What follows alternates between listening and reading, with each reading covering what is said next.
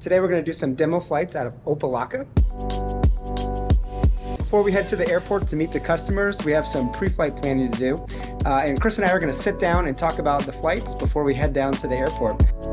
Good morning, Chris. Hey, John. So first things first, looking at the weather, the winds are 170 at 12 knots, visibility is 10, sky is clear. It's actually going to be decreasing in wind and the visibility and clouds are going to be great all throughout the day. So schedule for today, we have 4 demos, one at 9 o'clock, one at 10 o'clock. Both are engineers, however, neither one of them are pilots. So we'll focus more on the flight characteristics of the aircraft, the safety features of the aircraft. At 12:30, he's looking more for a vacation aircraft, something that he can take out for the weekend with his wife. So we'll focus more on beaching, exploration, things like that.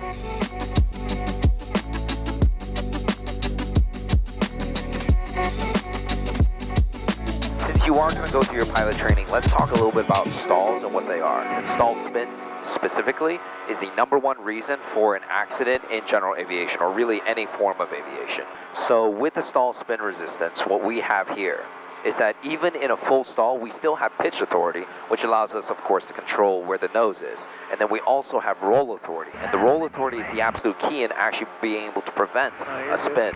So what that looks like, I'll go and disengage the autopilot now, apply full power, and you notice we're starting to bring the nose much higher than we normally did. You can see the AOA here, right? It's starting to get into the yellow. And if I get to the middle yellow, you're actually going to hear a stall horn. If I keep going, there's a stall. Yep. And if I keep pulling back, you feel that shaking? Yep. That shaking is an actual stall. We're not descending at all. So I can't get it further into a stall. We're all the way in the red, and I even have roll authority. You can see roll authority here, roll authority here. And then if I want to recover, I just bring the nose back to the horizon, and I've recovered. Holy, that's crazy. Okay, so for a water landing, the first thing we want to do is actually check out the area and make sure it's safe to land. I can tell the wind is coming from this direction. There's streaks in the water. You can also see it's glassy by the edge of the island, and then it gets more ripply. That means the wind is coming this direction. It's blocked by the island. So that's a good way to tell. And you always want to land into the wind. And as we turn final, one last check. Gears up, blue lights, blue water, flaps down, water rotors up, configured for a water landing. You can see RPM's 3,000, and we're just going to hold white line all the way down. Gears up, flaps are down, water rotors up, blue on blue. We're landing wet. I'm going to just start flaring, look all the way down, just like you would with a regular landing, and just wait. Little by little until I touch the water, go to power to idle. Oh, wow. I wouldn't even have imagined it would have been that smooth. You sure you've never done this before? I mean, like, I didn't feel like non-stable for 1 second. It's wild. Yeah, so the water landings are, once you get a little bit of practice, they're the easiest thing to do. Oh, wow. Yeah, no, I'm really impressed. You notice I have full rudder deflection. The wind is actually strong enough where I'm not able to overpower the wind here. And so there is another option. We could actually sail back into the island, or we could just use a plow turn to try to come back around and then nose in. Because tailwind is okay, of course it's maneuvering into it that's going to be difficult. Right. So, keep a little power and I'm going to get splashed in the process here. Well, you said it was more fun. There we go. You said it was more fun to have the things off.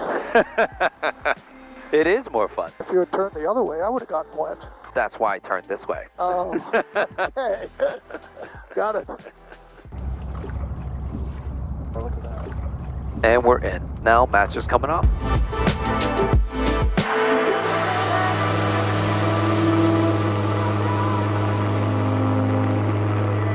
What we're going to show you now is what's called a step taxi. So we are a vessel right now. We're a boat. And so we can get up on plane just like a boat.